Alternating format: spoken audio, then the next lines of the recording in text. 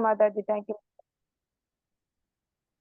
हरे कृष्णा प्रभु। सर्वशास्त्राब्धि पीयूषा सर्ववेदैक षट्फला सर्वसिद्धांत रत्नाद्या सर्वलोकैक दृक्प्रदा सर्वभागवत प्राणा श्रीमद्भागवत प्रभो कलिद्वंतोदिदादित्य श्रीकृष्ण परिवर्तिता परमानंदपाताय प्रेमवर्षि अक्षरायते सर्वाद सर्वसेव्याय श्रीकृष्णाय नमोऽस्तु मे मत् एकबंधो मत्संगिन् मद्गुरु मन्महादना मन्निष्ठारका मद्भाग्या मद् आनन्ता नमोस्तुते असाधु साधु था दायिन् अतीनो चाताकरा हनामुञ्च कदाचिन्मां प्रेम्णा कृत्कन्तयो स्फुरा हरे कृष्णा कृष्णा कृष्णा हरे हरे हरे राम राम राम हरे हरे हरे कृष्णा பக்தர்களே மீண்டும் உங்களை வரவேற்பதில் மகிழ்ச்சி அடைகிறேன். ओम नमो भगवते वासुदेवाय ओम नमो भगवते वासुदेवाय ओम नमो भगवते वासुदेवाय नारायणं नमस्कृत्य नरं चैव नरोत्तमं देवीं सरस्वतीं व्यासं ततो जयं उदीरयेत् नष्टप्रायेषु अभद्रेषु नित्यं भागवत सेवयां भगवतीर्उत्तम श्लोके भक्तिर्भवती नैष्टिकी निगमकल्पतरोर्गलितं फलं सुगमुखातमृत द्रव संयुतं बिबद भागवत रसमालयं मुहुरहो रसिका भुवि भावुकाः शृण्वतां स्वगतः कृष्णा पुण्य श्रवण कीर्तनः हृदयन्तस्थो हे अभद्राणि विदुनोति सुकृत्सताम्. हरे कृष्णा. இந்த சாஸ்திரங்கள் சம்பாஷணைகள்ல நம்ம இன்னைக்கு ராமானந்த ராயருக்கும் மகாபிரபுவுக்கும் நடைபெற்ற ஒரு சம்பாஷணை. அதை ஆரம்பிக்கிறதுக்கு முன்னாடி நம்ம எங்க முடிச்சோம், அதாவது அதுல இருந்து நம்ம என்ன தெரிஞ்சுக்கிட்டோம் அப்படிங்கறது ஒரு சின்னதா கொஞ்சம் நம்ம ஒரு ரெஃப்ரெஷ் பண்ணிக்கிட்டு ரீவைண்ட் பண்ணி நம்ம என்ன தெரிஞ்சுக்கணும்னு பார்த்துட்டு அதன் பிறகு நம்ம மகாபிரபு எப்படி ராமானந்த ராயரை சந்திச்சார். நம்ம கடைசியா நம்ம என்ன தெரிஞ்சுக்கிட்டோம் அப்படின்னா சர்வபூம பட்டாச்சாரியா அவர் இந்த மகாபிரபுவுடைய அந்த ஒரு உயர்ந்த அந்த ஞானம், அந்த ஆன்மீக ஞானத்தை பார்த்து மயங்கிய நிலையில் ஆத்மாராமா அப்படிங்கிற அந்த ஸ்லோகத்துக்கான ஒரு பொருளை கூறும்படி கேட்டுக்கொண்ட பொழுது மகாபிரபு எப்படி ஒவ்வொரு வார்த்தைகளுக்கும் பல்வேறு விதங்களில் விளக்கம் அளித்தார் அப்படிங்கறத நம்ம பார்த்தோம். அந்த மாதிரி பார்க்கும்போது அதை எல்லாமே கேட்கும்போது சர்வ பட்டாச்சாரியா ஒரு அருவவாதி இல்லையா, இம்பர்சனலிஸ்ட். இஸ் நாட் அ வைஷ்ணவ. அவர் ஒரு வைஷ்ணவர் அப்படின்னு நம்ம சொல்ல முடியாது.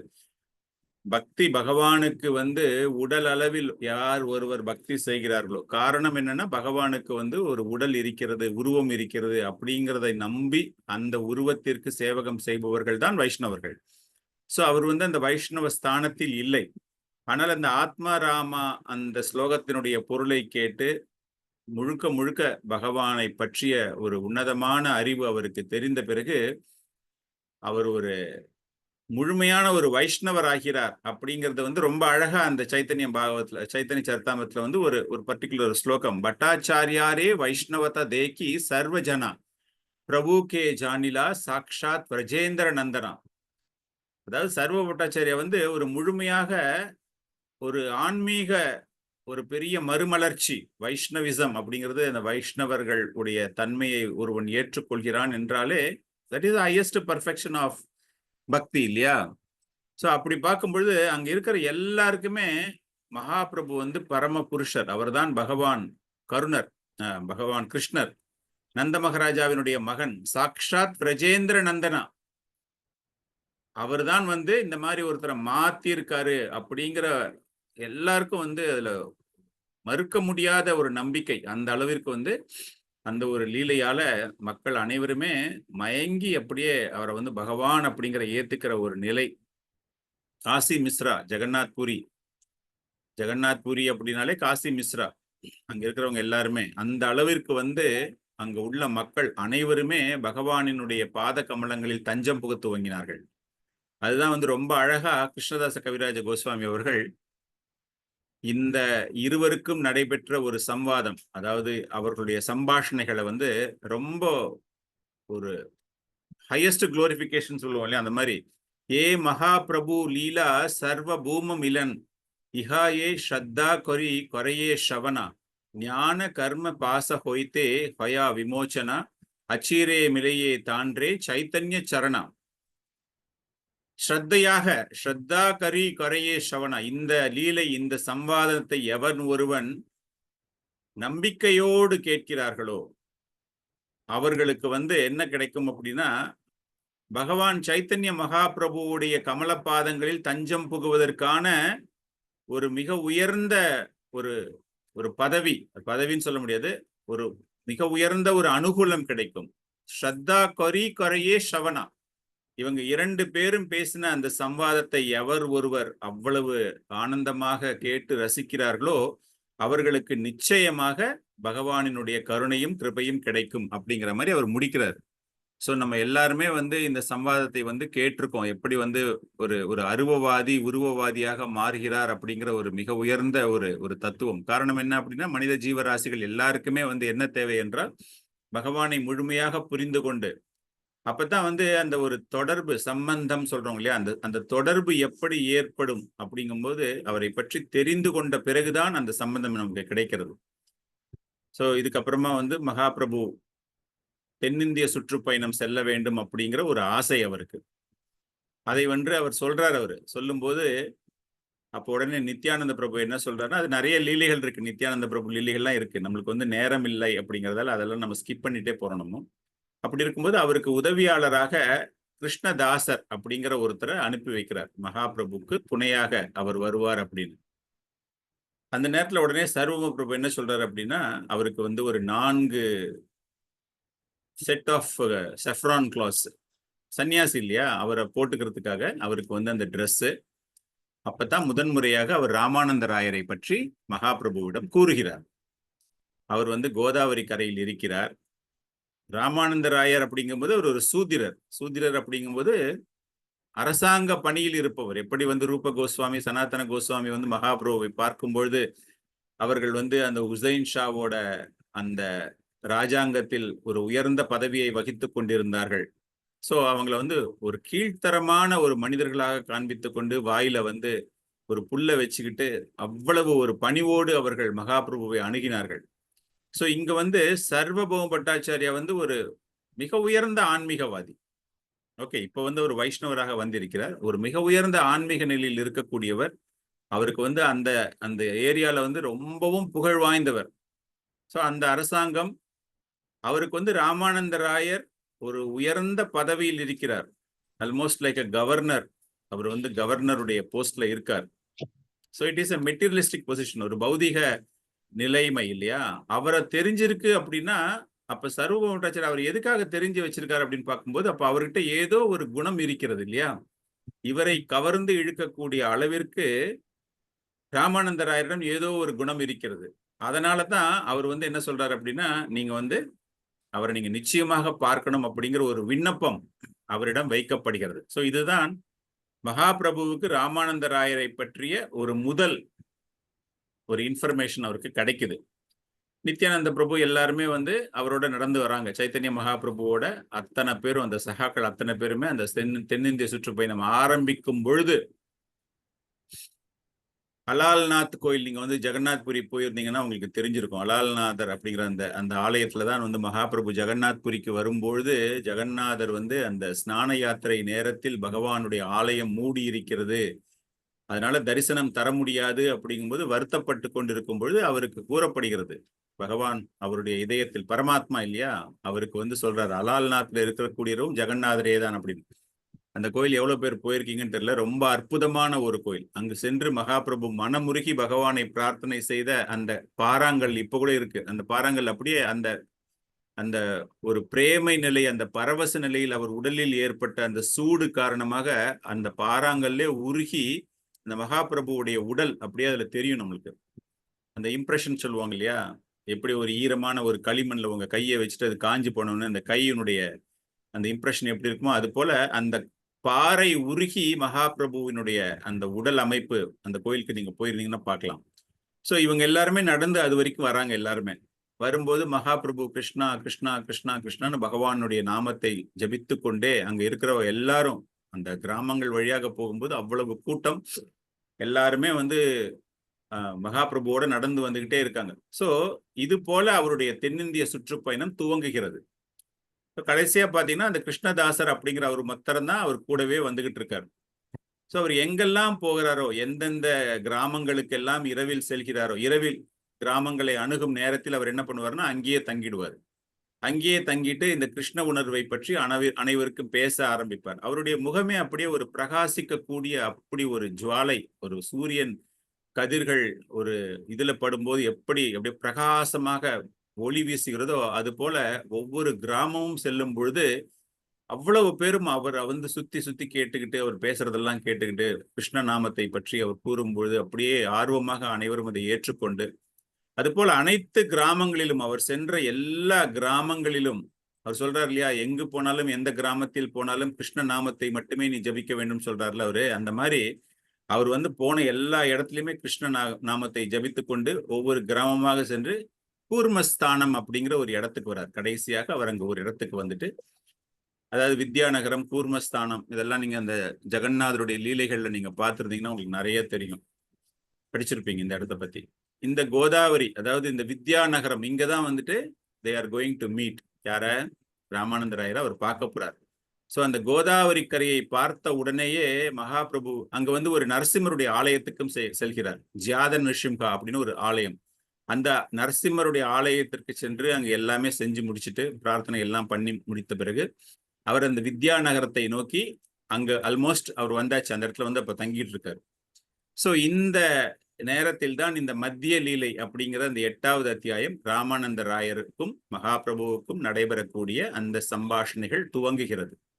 ஸோ கிருஷ்ணதாச கவிராஜ கோஸ்வாமி நம்ம வந்து ஒரு வகுப்புல பார்த்தோம். அந்த மாதிரி அவர் எப்பவுமே அந்த பிரார்த்தனை பகவான் முன்பு அந்த பிரார்த்தனையை வைத்த பிறகுதான் அதனுடைய முழு கம்பைலேஷன் அவர் வந்து எழுதுவார்.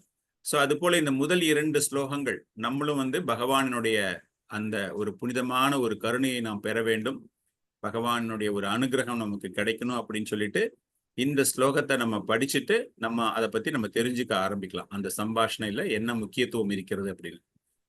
சஞ்சாரிய ராமவித பக்த மேகே ஸ்வபக்தி சித்தாந்த சாயாமிருதானி கௌராப்தீர் ஏதைர் அமுனா விதிர்நைஷ் தஜ்ஞத்வ ரத்னாலயாதம் பிரயதி.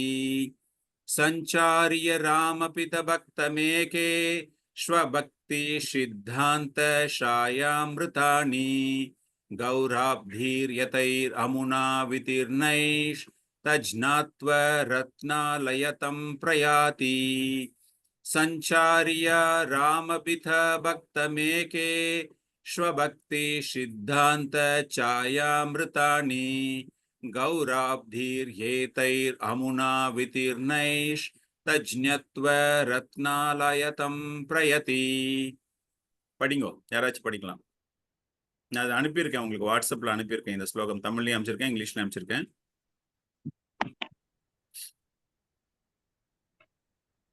हरे कृष्णा प्रभु जी, नाम पढ़ते यस माताजी.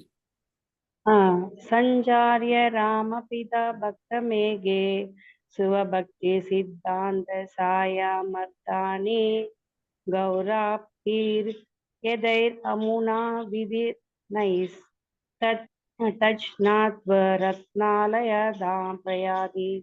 हरे कृष्णा प्रभु जी, थैंक यू. हरे कृष्णा प्रभु, நான் படிக்கிறேன்.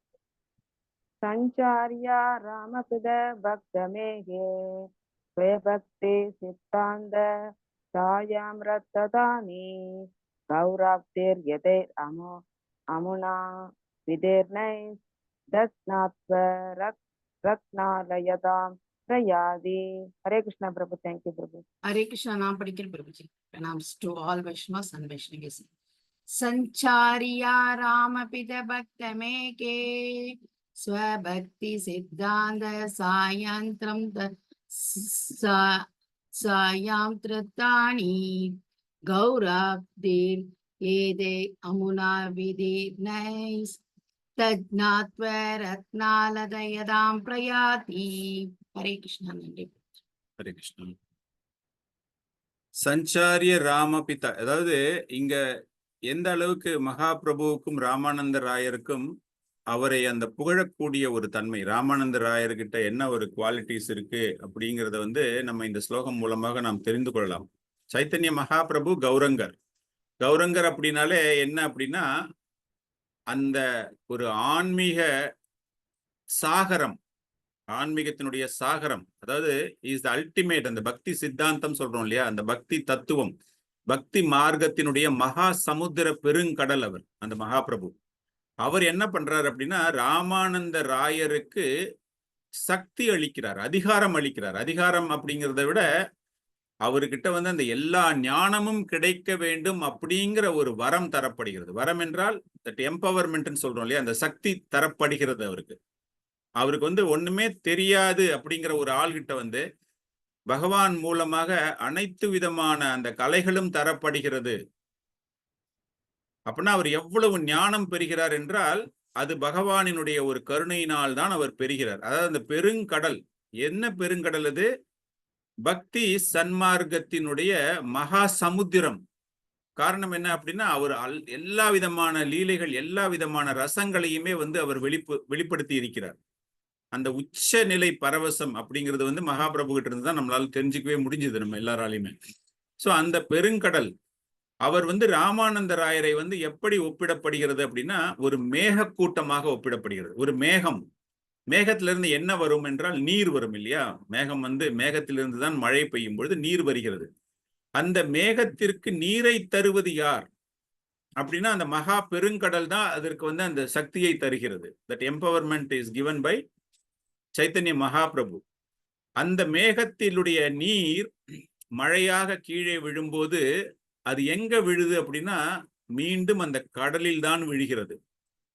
சோ இங்க எப்படின்னா, இது எப்படி நம்ம புரிஞ்சுக்கணும் அப்படின்னா, அந்த முழுமையான ஒரு சக்தியை மகாபிரபு அவர்கள் ராமானந்த ராயருக்கு வழங்குகிறார். என்ன சக்தி வழங்குகிறார்? பக்தியை பற்றி அந்த ஞானம் அவருக்கு வழங்கப்பட்டு, அந்த பக்தியை பற்றி மீண்டும் அவர் பெற்றுக்கொள்கிறார். அந்த ஞானத்தை இன் அ டிஃபரண்ட் ஃபார்ம், ஒவ்வொருத்தருக்கும் ஒவ்வொரு மாதிரி புரிதல் இருக்கும் இல்லையா. அதை அவர் திரும்ப பெற்றுக்கொள்ளும் பொழுது அது எங்கு வந்து கலக்கிறது, எங்கு வந்து விழுகிறது அப்படின்னா, அந்த மகா சமுத்திரத்தில் விழுகிறது. அந்த மகா சமுத்திரத்தில் விழும்போது அந்த மகா சமுத்திரத்திற்கு அந்த அளவிற்கு ஒரு ஆனந்தம், பக்தி தொண்டு அந்த ஞானம் என்ற ரத்தினங்களால் நிரப்பப்படுகிறது. அவங்க ரெண்டு பேருக்குமே, உனக்கு வந்து நான் ஃபுல்லா பவர் கொடுக்குறேன் இந்த ஞானத்தை பத்தி நீ பேசுறதுக்கு, அந்த ஞானத்தை பத்தி நீ எங்கிட்டயே பேசுற, உனக்கு யாரு சக்தி அளித்தார்களோ அவரிடமே அந்த ஞானத்தை பற்றி பேசும்பொழுது அந்த சக்தி அளித்த நபருக்கு அந்த அளவுக்கு ஒரு பரவசம், அந்த அளவுக்கு ஒரு ஆனந்தம். அதன் மூலமாக அந்த பக்தி தொண்டு, அந்த அந்த இடமே எப்படி மாறுது அப்படின்னா, ரத்தினங்களால் நிரம்பியது. அப்படின்னா அந்த பக்தி அப்படிங்கிறது பொக்கிஷமானது, ரத்தினங்களால் நிரம்பியது. காரணம் என்ன அப்படின்னா, மகாபிரபுவே ஒரு மிகப்பெரிய சாகரம், நம்ம சொல்லியாச்சு, மிகப்பெரிய மகா பெருங்கடல், பக்தி எனும் பெருங்கடல். அதுல வந்து பொக்கிஷமாக இந்த இரண்டு பேரும் அந்த பக்தியை பற்றி பேசும்பொழுது அது ரத்தினங்களால் நிரப்பப்படுகிறது அப்படிங்கிறது தான் இந்த ஒரு ஸ்லோகத்தினுடைய ஒரு பொருள். சோ இவங்க ரெண்டு பேரும் பேசக்கூடியது வந்து எந்த அளவிற்கு பலருக்கும், இது வந்து ஒரு PhD ஸ்டடி மாதிரி. சைத்தன்ய சரிதாமிர்தத்துல வந்து ராமானந்த ராயருக்கும் மகாபிரபுவுக்கும் நடக்கக்கூடிய ஒரு சம்பாஷணை வந்து கம்ப்ளீட்லி ரொம்ப ஹை ஹை பிலாசபி, மிக உயர்ந்த தத்துவங்களை பற்றி இருவருமே பேசுவார்கள். காரணம் என்ன அப்படின்னா, ஒரு பிகினிங் ஸ்டேஜில் இருக்கிற ஒரு டிவோட்டி வந்து நிறைய சின்ன சின்ன புத்தகங்கள்லாம் படிச்சுட்டு வந்து, பிரபுபாதருடைய புத்தகங்கள், பகவத்கீதை புத்தகங்கள் எல்லாமே படிக்கிறது என்ன அப்படின்னா, ஒரு ஈர்ப்பு சக்திக்காக. அந்த பக்தி கடலை வந்து நீங்க வந்து பாருங்க, உங்க காலை வந்து நினைச்சுக்கோங்க. நீங்க வந்து இன்னும் அதுல ஸ்விம் பண்ணவே ஆரம்பிக்கல, இன்னும் நீங்க நீச்சல் அடிக்க ஆரம்பிக்கல. அந்த கடல் எங்க இருக்குன்னு நீங்க தெரிஞ்சுக்கோங்க. அந்த கடலை தூரத்துல இருந்து பாருங்க, வந்து உங்க பாதத்தை வந்து அந்த தண்ணி உங்க பாதத்துல படுற மாதிரி வந்து நில்லுங்க அப்படிங்கிறது கடலை யோத்தம் பார்த்தவனுக்கும் கடலில் ஸ்நானம் செய்தவனுக்கும் உள்ள வித்தியாசம் போல. சோ இவங்க ரெண்டு பேருடைய சம்பாஷணை அப்படிங்கிறது ஹையஸ்ட் ஃபார்ம்.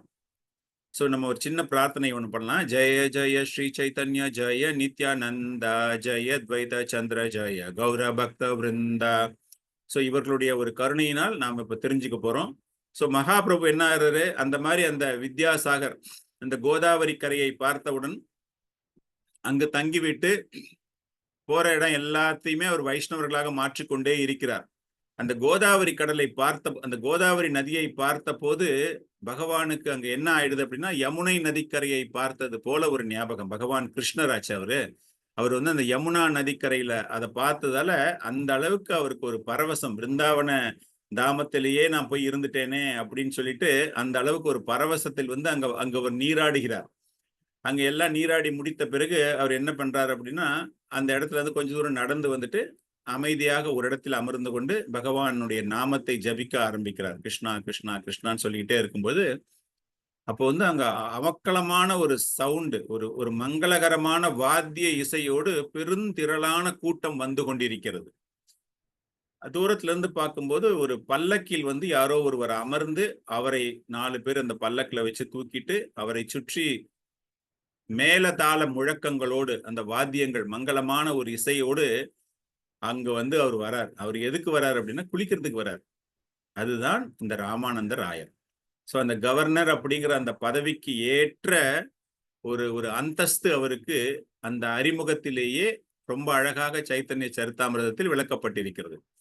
நிறைய பிராமணர்கள் வேத கோஷங்கள் வேதங்களை பற்றி எல்லாம் பாடிக்கொண்டு அந்த அளவுக்கு அந்த ராமானந்த ராயர் வந்து சர்வபௌம பட்டாச்சார்ய சொன்னார் இல்லையா, நீங்க போய் அவரை போய் பாருங்க அப்படின்னு.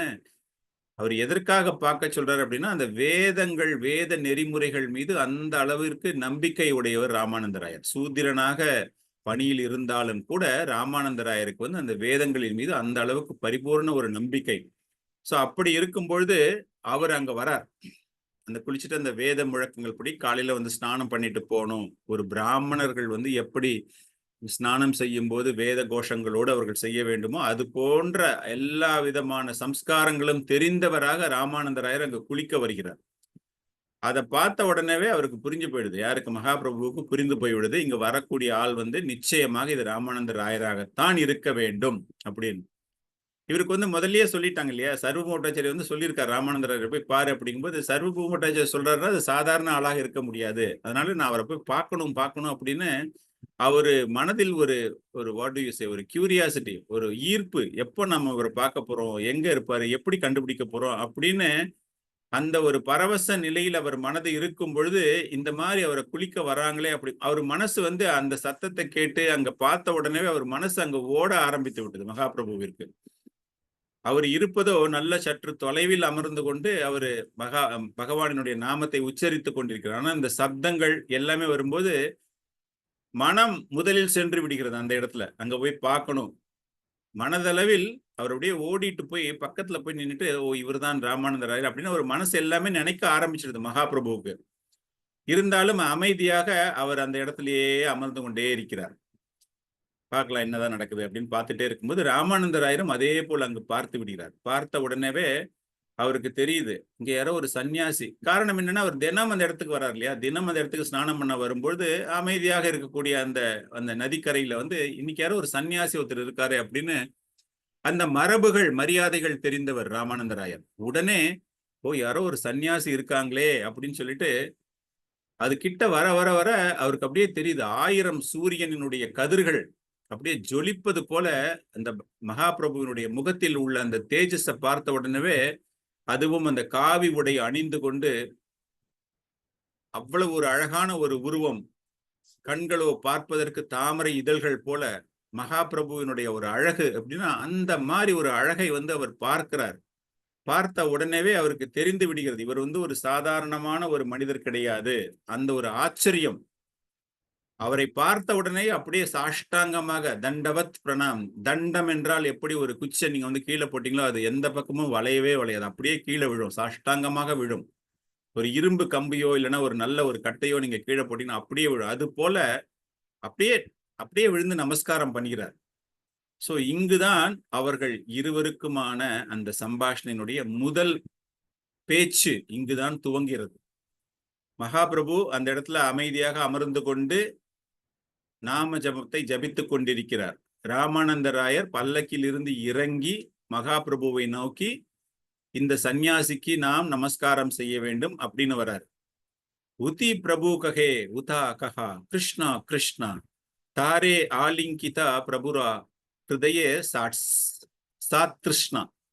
உதி பிரபு கஹே, உதி பிரபு அமர்ந்து கொண்டு, அதாவது ராமானந்த ராயர் அங்கிருந்து அப்படி நடந்து வர்றார் இல்லையா, நடந்து வந்து அந்த உட்கார்ந்துகிட்டு இருக்கிற மகாபிரபு என்ன பண்றாருன்னா அவரை பார்த்து கூறிய முதல் வார்த்தையே பகவானுடைய பெயரை சொல், உதா கஹா கிருஷ்ணா கிருஷ்ணா கிருஷ்ணா கிருஷ்ணா என்ற நாமத்தை நீ சொல் அப்படிங்கிறார்.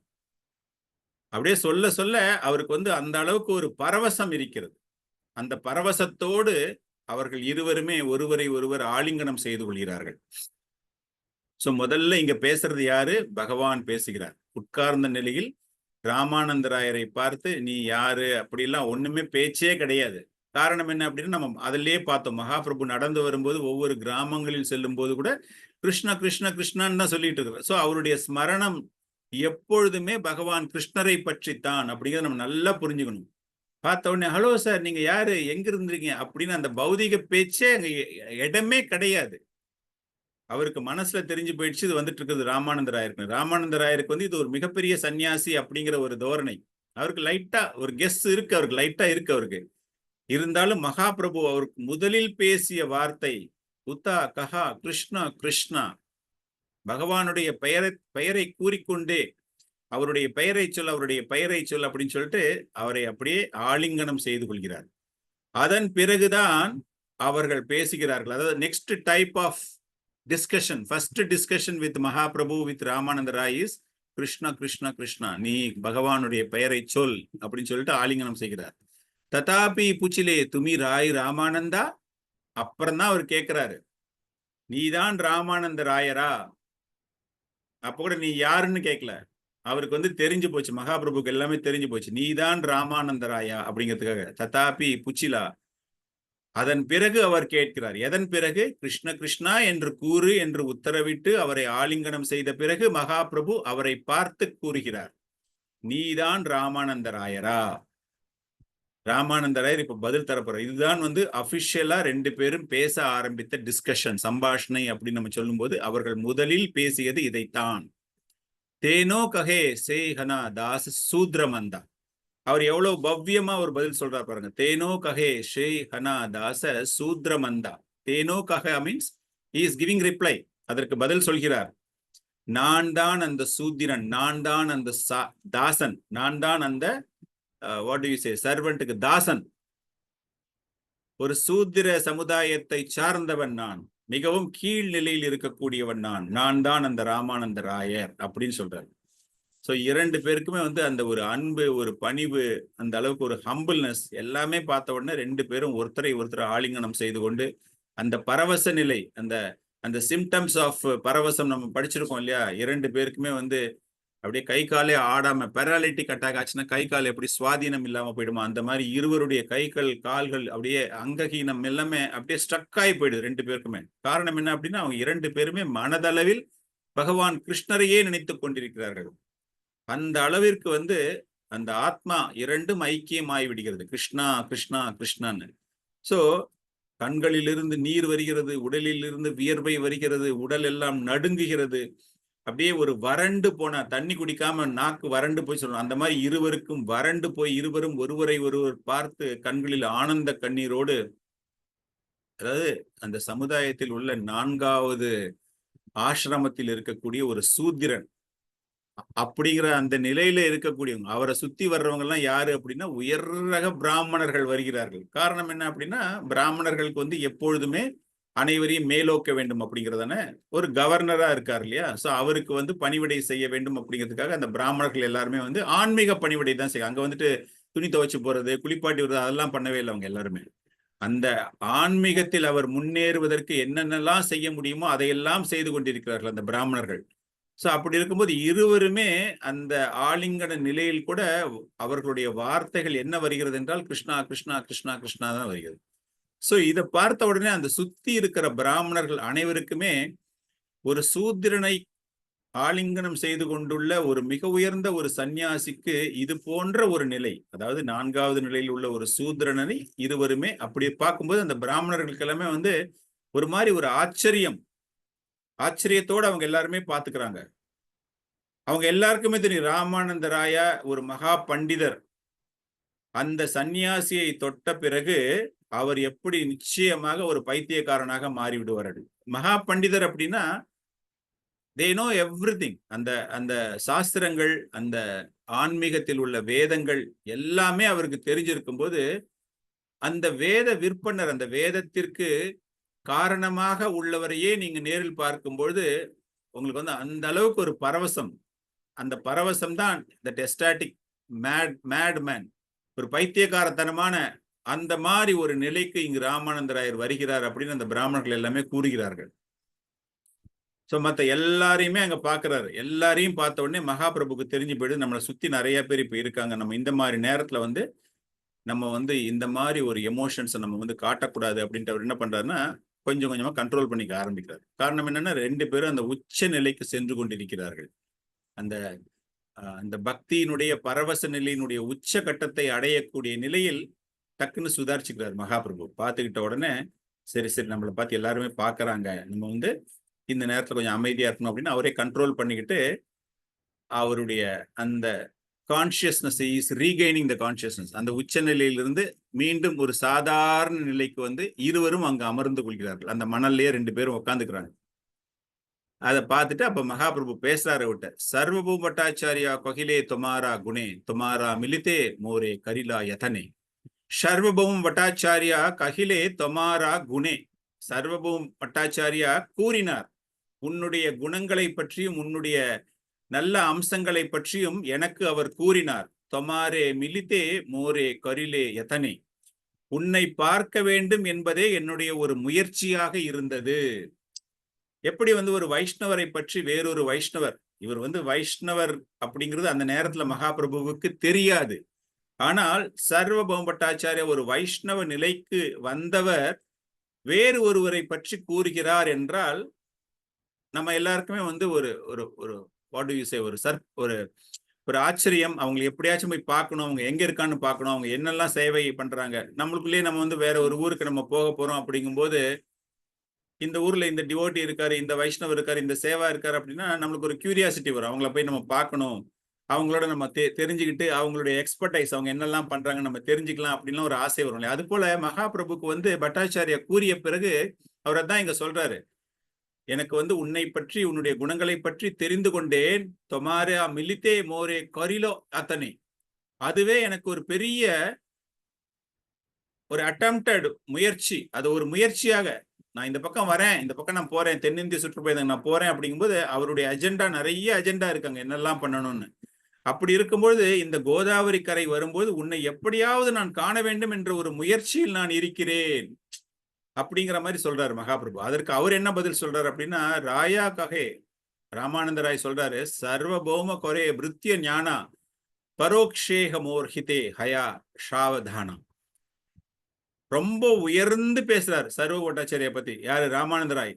அவர் வந்து என் மேல அந்த அளவுக்கு அவர் ஒரு பிரியம் வைத்திருப்பவர். என்னை எப்பொழுதுமே அவருடைய சேவகனாகவே என்னை நினைத்து கொண்டு, நான் அங்கு இல்லைன்னா கூட என்னை பற்றி நினைத்து கொண்டு அவருக்கு நான் சேவகம் செய்யக்கூடியவன். சேவகம் செய்யக்கூடிய இந்த இடத்துல எப்படி அர்த்தம்னா, ஒரு மாஸ்டர் ஒரு சர்வெண்ட் இருக்காங்க அப்படின்னா 2 பேரும் அங்க சர்வெண்ட் வந்து அந்த மாஸ்டருக்கு வேலை செஞ்சுக்கிட்டே இருக்கும்போது அந்த மாஸ்டர் வந்து அந்த சர்வெண்ட்டை நினைச்சுக்கிட்டே இருப்பாரு, நீ வந்தியா, இந்த வேலை பண்ணியா, அந்த வேலை பண்ணியா அப்படின்னு. ஆனா இங்க வந்து ராமானந்த ராய் அவர் பக்கத்திலேயே இல்ல, எங்கேயோ இருக்காரு. இருந்தாலும் சர்வ பட்டாச்சாரியா ராமானந்த ராய் நினைச்சுக்கிட்டே இருக்காரு. அப்படிங்கிறதுக்கு என்ன காரணம் அப்படின்னா, நான் அவருடைய தாசனாக என்னை அவர் நினைத்து கொண்டிருப்பதால் அவருடைய மனதில் நான் எப்பொழுதும் இருந்து கொண்டே இருக்கிறேன். அதனால் என்னுடைய நலனை அவர் எப்பொழுதும் விரும்புவர். சோ அப்ப அந்த 2 பேருக்குள்ள ஒரு உறவு முறை எந்த அளவுக்கு அழகாக இங்கு வெளிப்படுத்தப்படுகிறது. காரணம் என்ன அப்படின்னா, அந்த அளவுக்கு அவருக்கு ஒரு உயர்ந்த பண்புகள் உயர்ந்த குணங்கள் இருந்தாலே ஒழிய இவரும் அவரும் அவர் ஞாபகம் வச்சுக்கவே முடியாது. காரணம் 2 பேரும் வேற வேற ஊர்ல இருக்காங்க. அப்பெல்லாம் வந்து வாட்ஸ்அப் கிடையாது, மொபைல் கிடையாது, ஒண்ணுமே கிடையாது. மனதளவில் இருவருடைய ஆத்மா அளவில் இருவரும் ஒருவரை ஒருவர் நினைத்துக் கொள்ள வேண்டும், அவ்வளவுதான். அதுக்கு வந்து இந்த அளவுக்கு அவ்வளவு அழகான ஒரு பதிலை கூறுகிறார் ராமானந்த ராய். அவருக்கு எப்பொழுதுமே என் மீது ஒரு சேவகனாக என்னை பாவித்திருப்பதால் என் மீது அவர் என்னுடைய நலன் விரும்பி அவர் அப்படிங்கிற மாதிரி அவர் சொல்றாரு. இதன் பிறகு இருவருமே வந்து நிறைய பேச ஆரம்பிக்கிறாங்க, நிறைய பேசுறாங்க. பேசிட்டு என்ன நடந்தது என்ன அப்படின்னு பேசிட்டு இருக்கும்போது அப்படி இருக்கும்போது மகாபிரபு அப்போ அவர் சொல்றாரு, மகாபிரபு வந்து அப்ப கேட்கிறார், நான் வந்து உங்ககிட்ட இருந்து நான் நிறைய விஷயங்கள் நான் தெரிஞ்சுக்க வேண்டும் காரணம் இருக்கிறது. ராமானந்தராயரும் இவரை வந்து ரொம்ப புகழ்ந்து பேச ஆரம்பிக்கிறார். நான் வந்து ஒரு சாதாரண சூத்திரனாக இருக்கிறேன், இருந்த போதிலும் நீங்கள் என்னை ஆலிங்கனம் செய்து கொண்டிருக்கிற, நிச்சயமாக நீங்கள் வந்து பகவான் தான், நீங்கள் தான் நாராயணன். காரணம் என்ன அப்படின்னா, இது போன்ற ஒரு உயர்ந்த பக்குவம் அவ்வளவு எளிமையாக யாருக்கும் வராது அப்படிங்கிற மாதிரி அவர் பேசுறாரு. மேலும் அவர் என்ன கூறுகிறார் என்றால், நான் ஏதோ ஒரு நிலைக்காக இந்த அரசாங்க உத்தியோகத்தில் நான் இருக்கிறேன், இந்த பௌதிக செயல்களில் நான் ஈடுபட்டு கொண்டிருக்கிறேன். ஆனால் எனக்கு இதெல்லாம் கொஞ்சம் கூட இன்ட்ரெஸ்டே கிடையாது. நான் இந்த ஆசிரமத்தில் 4வது நிலையில் வர்ணாசிரமத்தில் பார்க்கும்போது அந்த 4வது வர்ணத்தில் நான் இருந்தாலும் கூட எனக்கு இதன் மீது விருப்பம் கிடையாது. நீங்கள் ஒரு தெய்வம், அதாவது நீங்கள் ஒரு பகவான், வேதங்கள் படி ஒரு சூத்திரனோடு நீங்கள் ஒரு தொடர்பை ஏற்படுத்தி கொள்ளக்கூடாது. இருந்தாலும் நீங்கள் என்னை தொட்டு எனக்கு இந்த ஒரு பரிபூர்ணமான ஒரு ஆசீர்வாதத்தை வழங்கி இருக்கிறீர்கள். எனவே இதை நீங்கள் செய்வதற்கு என்ன காரணம் என்றால், இதெல்லாமே இந்த சம்பாஷணையில வருது. நம்ம அந்த ஸ்லோகம் எல்லாம் படிக்கல, இதெல்லாமே இந்த சம்பாஷணையில வருது. இதற்கு என்ன காரணம் என்றால், ஏதோ ஒரு உயர்ந்த நோக்கத்திற்காகத்தான் எனக்கு இது போன்ற ஒரு வாய்ப்பு கிடைத்திருக்கு. நம்ம அதுக்காக அந்த ஃபர்ஸ்ட் ஸ்லோகம் நம்ம படிச்சோம் இல்லையா? மகாபிரபு ஒரு பெருங்கடல், ராமானந்தராயர் ஒரு மேகம். சோ அதெல்லாம் அப்படியே கொஞ்சம் கொஞ்சமா அதுல விளக்கிக்கிட்டே வர்றாரு கிருஷ்ணதாஸ் கவிராஜ் கோஸ்வாமி. அப்போ ராமானந்தராயரே அவரே சொல்றாரு, எனக்கு உங்கள் மூலமாக என்னிடமிருந்து நீங்கள் ஏதோ ஒரு பெரிய எனக்கு ஒரு நற்பலன் கிடைக்க போகுது. என்னை ஒரு மிக உயர்ந்த நிலைக்கு நீங்கள் எடுத்துட்டு போக போறீங்க. எந்த உயர்ந்த நிலை? பௌதிகத்துல கிடையாது, ஆன்மீகத்தில். நான் ஒரு சாதாரணமாக பௌதீக வாழ்க்கையில் ஒரு சாதாரண கடை நிலையில் இருக்கக்கூடிய எனக்கு நீங்க இந்த மாதிரி ஒரு பாக்கியத்தை நீங்க செய்றீங்க அப்படின்னா நிச்சயமாக இதுக்கு பின்னாடி ஏதோ ஒரு பெரிய காரணம் இருக்கிறது அப்படின்னு அவர் பேசுறாரு. சோ இந்த மாதிரி அவர்கள் இருவருமே பேசிக்கொண்டு இருக்கும்போது அங்க இருக்கிற பிராமணர்கள் எல்லாருமே ரொம்ப ரெக்வஸ்ட் பண்றாங்க. அதுவும் பகவானினுடைய பெயர், பகவானுடைய லீலைகளை பற்றியெல்லாம் அவர் பேச பேச அந்த பிராமணர்களுக்கு எல்லாம் அவர் மீது அதிகமான ஒரு ஈர்ப்பு ஏற்பட்டு அவர்கள் எல்லோருமே சொல்கிறார்கள், இல்ல நீங்க இன்னைக்கு எங்க வீட்டுக்கு சாப்பிட வரணும், எங்க வீட்டுக்கு சாப்பிட வரணும், நாங்க உங்களுக்கு பிரசாதம் கொடுக்கிறோம். எஸ்பெஷலி அந்த காலத்துல ஒரு சன்னியாசி அது போல வருபவர்களுக்கு அவர்கள் இல்லத்தில் அவர்களை வரவழைத்து அவர்களுக்கு ஏதேனும் தரணும் அப்படின்னா நிச்சயமாக அனைவருமே ரொம்ப விரும்புவார்கள். அந்த வேத கலாச்சாரங்கள் நெறிமுறைகளை எல்லாமே எல்லாருமே ஃபாலோ பண்ணுவாங்க. அந்த நிலையில் மகாபிரபுவுக்கு அங்க நிறைய பேர் அவரை கூப்பிட ஆரம்பிச்சிடுறாங்க. சோ இவங்க 2 பேரும் ஒன்னா பேசுறதுக்கு ஒரு வாய்ப்பு தொடர்ந்து ஏற்படவே இல்லை. சோ தொடர்ந்து ஏற்படவில்லை என்பதால் அவரும் புரிஞ்சுக்கிறார், மகாபிரபுவும் இவர் ஒரு பெரிய பதவியில் இருக்காரு, பொறுப்பில் இருக்கிறார். அதனால நம்ம இவரை டக்குன்னு அந்த அளவுக்கு நம்ம இவரை டிஸ்டர்ப் பண்ண முடியாது அப்படிங்கிறதுக்காக அவர் கேட்கிறார், நீ தயவு செய்து எனக்காக, நீ ஒரு மகா பாகவத உத்தமன், பிரபு கஹே துமி மகா பாகவத உத்தமா, தொமாரா தர்ஷனே ஷபர துரவ ஹொய்லமனா. அவரை அந்த அளவுக்கு புகழ்கிறார் மகாபிரபு. சொல்றாரு, நீங்கள் ஒரு மகா உத்தமர், அந்த மகா உத்தமர் உங்களுடைய தரிசனம் எனக்கு கிடைத்ததே என்னுடைய மனதிற்கு அந்த அளவுக்கு ஒரு அமைதியை தருகிறது, அவ்வளவு ஒரு நிம்மதியை தருகிறது. இது தொடர வேண்டும். ஒரு உண்மையான ஒரு பக்தன், இங்க பகவான் பிளஸ் ஒரு பக்தன், இவங்க 2 பேருடைய ஒரு உறவை நாம் பார்க்கும் பொழுது பக்தர்களிலேயே மிக உயர்ந்த நிலையில் இருக்கக்கூடியவன் நீ அப்படிங்கிற மாதிரி ராமானந்தராயரை பார்த்து பேசுகிறார். பார்க்கும் பொழுதே மனம் உருகக்கூடிய அளவிற்கு. அதுக்கு அவர் ராமானந்தர் சொல்ல, உங்கள் உருவத்தை பார்க்கும் பொழுதே என்னுடைய மனம் உருகுகிறது அப்படிங்கிற மாதிரி அவங்க 2 பேருடைய சம்பாஷணைகள் வருகிறது. நம்ம இதை எதுக்கு கொஞ்சம் இங்க ஸ்பெஷலா நம்ம பார்க்கிறோம் அப்படின்னா, ஸ்ரீல பிரபுபாதர் அவர்கள் இந்த ஒரு பர்டிகுலர் ஸ்லோகத்துக்கு பொருளுரை அவ்வளவு பிரமாதமாக அவர் பொருளுரை எழுதுகிறார். காரணம் என்ன அப்படின்னா, ஒரு உயர்ந்த ரக பக்தனுடைய ஒரு அம்சம், ஒரு லட்சணம் என்ன அப்படிங்கிறத பத்தி அவர் இதுல எழுதுறார். ஒருவன் மிகச்சிறந்த ஒரு பேச்சாளின்னு சொல்ல முடியாது, பிரீச்சருக்கு என்ன சொல்றது, போதகர், மத போதகராக மாற வேண்டும் என்றால் அவன் மிக உயர்ந்த ஒரு பக்தனாக இருக்க வேண்டும் அப்படிங்கிறார். இங்க சைத்தன்ய மகாபிரபு பகவான் அப்படிங்கிற ஒரு கண்ணோட்டத்தில் இல்லாமல், அவர்தான் பகவான், அவரை வேற ஒரு கோணத்தில் நாம் பார்க்கிறோம். அவரை ஒரு மத போதகர் அப்படின்னு நம்ம பார்க்கும் பொழுது அவர் சொல்றதை எல்லாமே கேட்கிறாங்க. அவர் சொல்ற ஒவ்வொரு கிராமமாக போகும்போது அனைத்து மக்களுமே அவர் கூறக்கூடிய கருத்துக்களுக்காக ஆர்வத்தோடு காத்து கொண்டிருக்கிறார்கள், அந்த மத போதகர் அப்படிங்கிறதால. சோ அதற்கான ஒரு லட்சணம் அப்படின்னு பார்க்கும்போது ஸ்ரீல பிரபுபாதர் என்ன சொல்றாருன்னா, மிக உயர்ந்த ரக பக்தனாக இருந்தாலே ஒழிய அவர்களால் மற்றவர்களை இது போல கவர முடியாது. ஸோ இங்க வந்து this applies to Ramananda Ray also. Ramananda ராயருக்குமே வந்து அந்த அளவுக்கு ஒரு ஈர்ப்பு ஏற்படுகிறது. நம்ம வந்து சர்வ பட்டாச்சாரியா, ராமானந்த ராய், மகாபிரபு இவங்க 3 பேருடைய ஒரு ஒரு உறவை பற்றி நாம் அப்படியே ஒரு கண்ணோட்டத்தோடு பார்க்கும் பொழுது எப்படியெல்லாம் வந்து அவர்கள் அதிக அளவில் பக்தியில் இருக்கிறார்கள். வெவ்வேறு விதமான தொழில்களில் இருந்தாலும் மகாபிரபுவை விட்டுடுங்க, ராமானந்த ராயும் சரி, சர்வ பட்டாச்சாரியும் சரி, 2 பேருக்குமே வந்து அந்த அளவுக்கு அதிகமான அளவில் ஒரு பொறுப்புகள் இருந்த போதிலும் கூட எப்பொழுதுமே பகவானினுடைய சிந்தனையில் இருப்பவர்கள். ஈசன் அருவவாதியாக இருந்து அதன் பிறகு வைஷ்ணவராக மாறினார். இருந்தாலும் அவருக்கு வந்து எப்பொழுதுமே அந்த அருவத்தின் மீது ஒரு ஒரு மெடிடேஷன், ஸ்மரணம் இருந்து கொண்டேதான் இருந்தது. பகவானுடைய உருவத்தின் மீது ஸ்மரணம் இல்லை என்றாலும் கூட அந்த அருவத்தின் மீது அவருக்கு இருந்து கொண்டேதான் இருந்தது. சோ அது போல இந்த பக்தர்கள் அப்படிங்கும்போது ஒருவருக்கு ஒருவர் அந்த பக்தியில் முன்னேற வேண்டும் என்றால் அந்த கருணை உள்ளம் இருக்க வேண்டும். அவன் அறியாமையில் இருந்தாலும் கூட அவனுக்கு வந்து அந்த கம்பேஷன் சொல்றோம் இல்லையா, அந்த பண்பு இருக்க வேண்டும் அப்படிங்கிறது. இந்த குவாலிட்டிஸ் எல்லாமே வந்து அங்க மகாபிரபு, ராமானந்தரா இருவருக்குமே வந்து அதிக அளவில் அங்கு காண்பிக்கப்படுகிறது. ஸோ இதுதான் பாகவதத்திலையும் ஒரு குறிப்பிட்ட ஸ்லோகத்துல வந்து ஒரு உன்னதமான பக்தனினுடைய லட்சணம் என்ன அப்படின்னு பார்க்கும்போது, சர்வ பூதேஷு யா பஷ்யதே பகவத் பாவம் ஆத்மனஹா பூதானி பகவதி ஆத்மானி ஏஷ பகவதோத்தமஹா. சர்வபூதேஷு யா பஷ்யத் பாகவத் பாவம் ஆத்மனஹ பூதானி பகவதி ஆத்மனி ஏஷ பாகவதோத்தமஹ. சர்வபூதேஷு ய பஷ்யேத் பாகவத் பாவம் ஆத்மனஹ பூதானி பகவதி ஆத்மானி ஏஷ பாகவதோத்தமஹ. இந்த ஸ்லோகமும் அமைச்சிருக்கேன் உங்களுக்கு. யாராவது படிக்கணும் விருப்பப்பட்டீங்கன்னா படிக்கலாம். நான் படிக்கிறேன் பிரபுஜி. சர்வபூதேஷு ய பஷ்யேத் பாகவதத்பாவம் ஆத்மனக பூதானி பகவதி ஆத்மனி ஏஷ பாகவதோத்தமக. ஹரே கிருஷ்ணா பிரபுஜி, நான் படிக்கிறேன் Prabhuji. Pranams to all Vaishnavas, Vaishnavis. Sarvabhudeshu yabhasyet bhagavat bhavamatmanah bhudani bhagavadi atmani bhudani bhagavadi atmani yecha bhagavadotmah. Hare Krishna.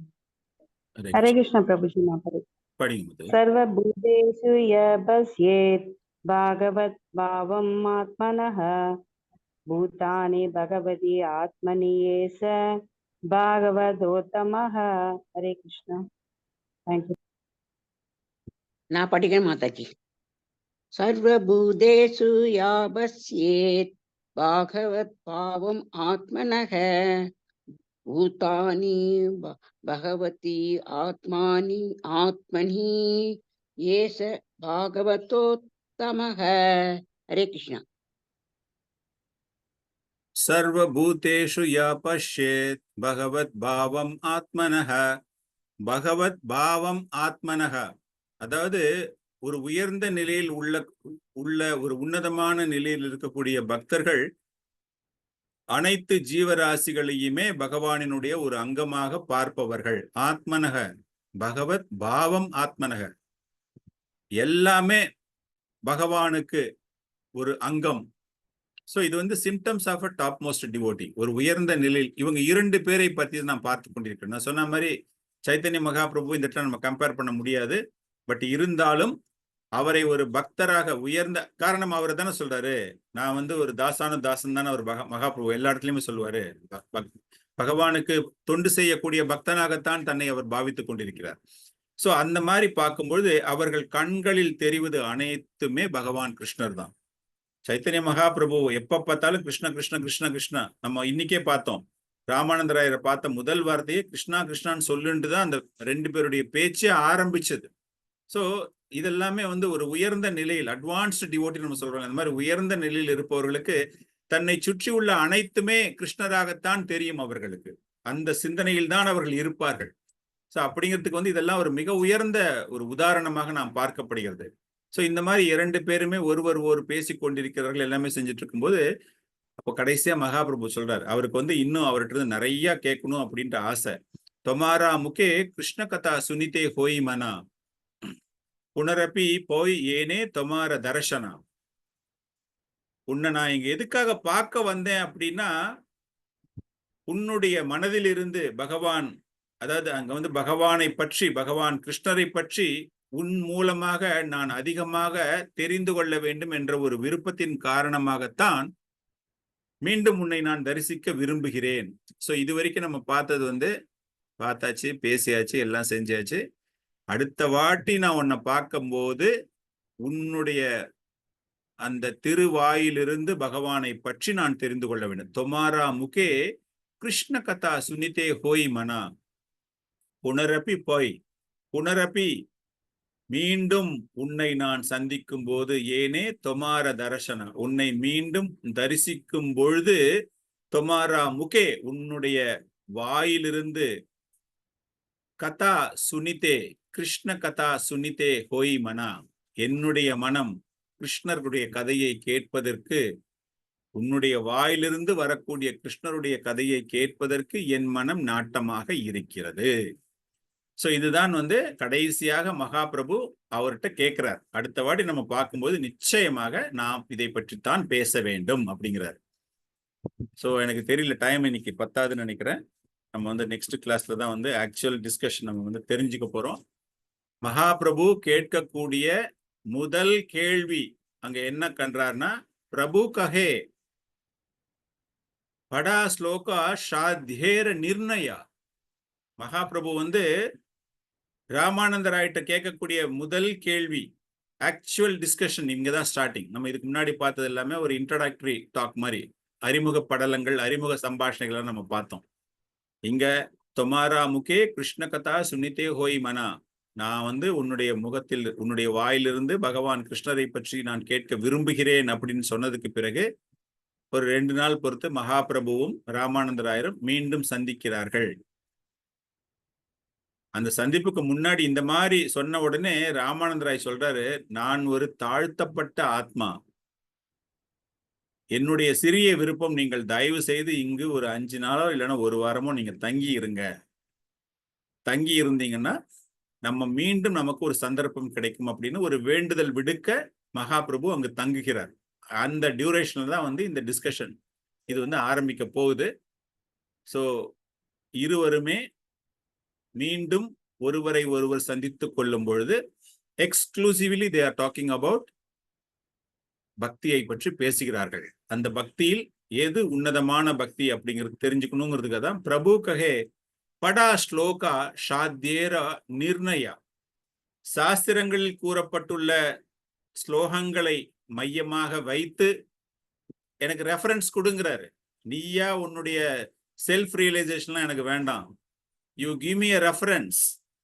சாத்யேரா நிர்ணயா படா ஸ்லோகா, அந்த ஸ்லோகங்களை எனக்காக நீ படிக்க வேண்டும். எதற்காக படிக்க வேண்டும் என்றால், எது உண்மையான பக்தி, விஷ்ணு பக்தி. விஷ்ணு பக்தி என்பது என்ன, அல்டிமேட் கோல் ஆஃப் லைஃப், அதை பத்தி தான் அவர் கேட்க போறார். ஒரு மனிதனாக பிறந்தவனுடைய முக்கியமான இலக்கு என்பது என்ன, அதை நான் தெரிந்து கொள்ள வேண்டும் அப்படிங்கிறதுக்காக தான் மகாபிரபு ராமானந்தராயிட்ட கேட்கிறார். அது எப்படி கேட்கிறார் அப்படின்னா, நீ இதை பத்தி பேசும் பொழுது எல்லாமே நீ ரெஃபரன்ஸ் எனக்கு கொடுக்கணும். சாஸ்திரங்களில் கூறப்பட்டுள்ள ஸ்லோகங்களை நீ எனக்கு தெரிவித்து வாழ்க்கையினுடைய லட்சியம் சாத்யேர நிர்ணயா, வாழ்க்கையினுடைய லட்சியம், முக்கியத்துவம் என்ன என்பதை இந்த ஸ்லோகங்கள் மூலமாக நீ எனக்கு விளக்க வேண்டும் அப்படிங்கிறது தான் மகாபிரபு அவர்கிட்ட பேசினது. இதை பற்றி ஒரு முழுமையான ஒரு விவரம் நம்ம வந்து நெக்ஸ்ட் கிளாஸ்ல நம்ம பார்க்கலாம். நம்ம ஸோ இன்னைக்கு நம்ம இதோட நிறுத்திக்கலாம். So with this will stop the class. ஏதாச்சும் டவுட்ஸ் உங்களுக்கு ஏதாவது இருந்ததுன்னா கேட்கலாம், இல்லாட்டி நம்ம க்ளோஸ் பண்ணிக்கலாம். ஹரே கிருஷ்ணா பிரபு. சொல்லுங்க. இந்த டவுட் தப்பா இருந்தா மன்னிச்சுக்கோங்க. அதாவது மகாபிரபு வந்து பௌதீகத்துல இருக்கவங்கள மீட் பண்ணவே மாட்டாரு. லைக் அந்த பிரதாப் ருத்ரன் கிங்க வந்து அவர் ரொம்ப இது பண்ணுவாரு, எத்தனையோ தடவை ரெக்கமெண்ட் பண்ணா கூட. ஆனா இவர் வந்து அவரை விட தூய பக்தர்னால இவரே அவரை பார்க்கணும்னு நினைச்சாரு. அதை எப்படி எடுத்துக்கிறது பிரபுஜி? அதுக்குதான் நான் சொன்னேன் இல்லையா, இந்த கருத்து எப்படின்னா, சர்வம் பட்டாச்சாரியாவுடைய புலமை கம்ப்ளீட்டா அவருக்கு தெரிஞ்சிருக்கு. மகாபிரபுக்கும் அவங்க 2 பேரும் வந்து கிட்டத்தட்ட ஒரு 20-25 டேஸ் வந்து அவர் அங்க இருந்திருக்காரு. ஜெகநாத்புரியில இருந்துட்டு அந்த பல்வேறு வகையான லீலைகள்லாம் அவர் செஞ்சுட்டு இருக்கும் போதே அவர் சர்வ பட்டாச்சாரியா வந்து கம்ப்ளீட்டா மானிட்டர் பண்ணிட்டே இருக்காரு மகாபிரபு. அப்படி இருக்கும்போது கடைசி ஒரு விண்ணப்பம் பிளஸ் அவருடைய scholarly he has exhibited everything. Mahaprabhu வந்து எல்லாமே விளக்குன பிறகு மகாபிரபுவை புகழ்ந்து ஒரு 100 ஸ்லோகங்கள் பாடுகிறார். அன்னைக்கே சொன்னேன், இது வந்து நம்ம சைத்தன்ய சரிதாமிரத்துல ஃபுல்லா பார்க்க முடியாது. சைத்தன்ய பாகவதம் மற்ற புஸ்தகத்துல இருந்து தான் அதை பார்க்க முடியும். ஸோ அந்த 100 ஸ்லோகங்கள் மூலம் அப்படியே ஸ்பாட்ல அடிக்கிறார் சர்வ பட்டாச்சாரியா. மகாபிரபுவை வந்து இதெல்லாமே புரிஞ்சதுக்கு பிறகு ஒரு உன்னதமான ஒரு நிலையில் அவரை வைத்து அதன் பிறகுதான் ஆத்மராமாவுடைய ஸ்லோகத்தினுடைய ஒரு பொருளை அவர் கேட்கிறார். ஸோ அப்படி இருக்கும்போது மகாபிரபுவுக்கு இவரை பத்தி யாரு அப்படிங்கிறது ரொம்ப நல்லா தெரிஞ்சு போயிடுச்சு. அவருடைய ஆன்மீக புலமை, அவருடைய சமஸ்கிருத வல்லமை எல்லாமே மகாபிரபுக்கு அப்படியே கிளீனா புரிஞ்சுட்டு அவர் மேல அந்த அளவுக்கு ஒரு டாப் ரெஸ்பெக்ட்ல வச்சுக்கிட்டு இருக்காரு. அவரு வந்து ரெக்வஸ்ட் பண்றாரு, யார? ஒரு சூத்ரனை போய் நீ பார்த்துட்டு வா அப்படிங்கிறாரு. கிட்டத்தட்ட அந்த நேரத்திலயும் அதுவும் அதே மாதிரி தான் ஆயிருக்கு. அந்த ராஜாவை போய் பார்க்கும் போதும் அதர் தேன் சர்வ பட்டாச்சாரியா மற்றவங்க எல்லாருமே வந்து ரெக்வஸ்ட் பண்றாங்க. அது வேற விதமான ஒரு லீலை. இந்த ஒரு லீலை வந்து எப்படி அப்படின்னா, ஒரு சூத்திரனை ஒரு உன்னத நிலையில் இருக்கக்கூடிய ஒரு பக்தன் ரெஃபர் பண்றாரு, நீங்க பார்த்துட்டு போங்க அப்படின்னு. So is on trip. அவர் வந்து அந்த பிரயாணத்துல போயிட்டு இருக்கும்போது வழியில பார்க்க போறோம் அப்படிங்கிற மாதிரி தான் அவருடைய மனசுல வந்து அதை வச்சுக்கிட்டு இருக்காரு. அதே மாதிரி அவரு அந்த first impression is the best impression அப்படிங்கிற மாதிரி மகாபிரபு அங்க உட்காந்துக்கிட்டு இருக்கும்போது அவரு குளிக்க வரும்போது எப்படி வந்தாரு, அந்த அளவுக்கு ஒரு சாஸ்திர சம்பிரதாயம் படி பிராமணர்கள் சூழ வேத முழக்கங்களோடு வருகிறார். அப்படிங்கும்போது இவரை பற்றி அந்த ஈர்ப்பும் அதிகமாகிவிட்டது. அதான் அந்த ஸ்லோகத்துல அவர் சொல்றாரு இல்லையா, எனக்கு வந்து அவர் சொன்னாரு, சொன்னதுல இருந்தே உன்னை பார்க்க வேண்டும், அவருடைய மனம் அங்கு ஓடுகிறது அப்படின்னு அவர் அங்க எழுதுறாரு சைத்தன்ய சரிதாமிரத்தில் எழுதும்போது கிருஷ்ணதாஸ் கவிராஜ். ஸோ இது எல்லாமே ஒரு symptoms for Mahaprabhu to meet him immediately. இந்த மாதிரி தான் நம்ம இதை புரிஞ்சுக்க முடியும். வேற அந்த லீலையில வந்து நம்ம பார்க்கும்பொழுது, பிரதாப் ருத்ராவுடைய லீலையில பார்க்கும்போது he was doing an administrative job, அவ்வளவுதான். அதே மாதிரி அவரை பத்தி, அவருடைய புலமையை பத்தி, அவருக்கு இதெல்லாம் இருக்கு அப்படிங்கிற மாதிரிலாம் அவருக்கு எங்கேயுமே அது வந்து அவருக்கு தெரிய விரும்பல. அவருக்கு he is also knowledgeable. But ராமானந்தராயா கம்பேர் பண்ணும்போது பிரதாப் ருத்ராருக்கு வந்து அந்த அளவுக்கு கிடையாது. ஓகே, அதாவது he is a true devotee when compared to Pratap Rudran. அதனால he wants அவருக்கு இவரை மீட் பண்ண அப்படி எடுத்துக்கலாம். ஆமா, ஒரு கியூரியாசிட்டி டெவலப் பண்ணி விட்டுருக்காங்க அவருக்கு. சொல்ல முடியாது, ஒரு கியூரியாசிட்டி. Okay okay. காரணம் என்ன அப்படின்னா, பெரியவங்கலாம் சொல்லியிருக்காங்க. அதே மாதிரி அவர் வந்த உடனே இஸ் விட்னஸிங். அவர் வந்து ஃபர்ஸ்ட் வாட்டி வரும்போதே அவர் எப்படி வந்தாரு, அந்த சாஸ்திரங்களில் கூறியபடி அந்த கரையில் வந்து நீராட வேண்டும், காலையில் வேத முழக்கங்களோடு நீராட வேண்டும். ஸோ அதெல்லாம் அவர் ஃபாலோ பண்றாரே அப்படிங்கறதெல்லாம் அவர் மைண்ட்ல டக்குன்னு ஒரு கொஞ்சம். இவருமே அருவவாதி தான் இல்லையா பிரபுஜி? ராமானந்தராயன். ஆமா, ராமானந்தராய் அருவவாதி கிடையாது. அவருக்கு வந்து பகவான் அப்படிங்கிறதுலாம் தெரியும் அவருக்கு. சர்வ பட்டாச்சாரியை கம்பேர் பண்ணும்போது Ramanandar Ray is not a அருவவாதி. அவர் வந்து பகவான். இவர் வந்து சொல்றாரு இல்லையா, கிருஷ்ண கிருஷ்ணன் உடனே நீங்கள் தான் பகவான் அப்படிங்கிறாருல. வைஷ்ணவ, அவ்வளவுதான். all the Vaishnava qualities but performing a Sudra job, அவ்வளவுதான். Okay, thank you. பிரபுஜி சொல்லுங்க மாதாஜி. சர்வபூதேஷு யாசனத்து சொன்னல, அது எதுல வருது அந்த ஸ்லோகம்? பாகவதம். நான் அதிலே எழுதியிருப்பேன், தமிழ்லயே போட்டிருப்பேன். பாகவதத்துல வருதா?